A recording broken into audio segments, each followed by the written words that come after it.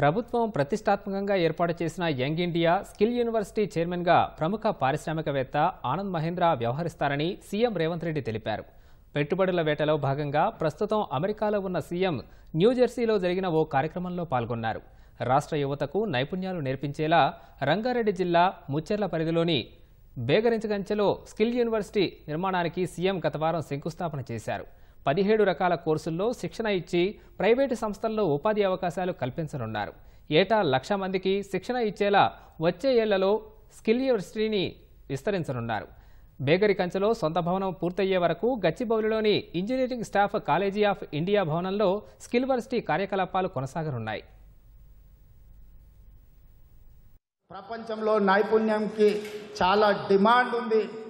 నైపుణ్యత నేర్పడానికి కొత్త యూనివర్సిటీని తెలంగాణ రాష్ట్ర ప్రభుత్వం తీసుకొచ్చింది. ఇది పీపీపీ మోడల్లో.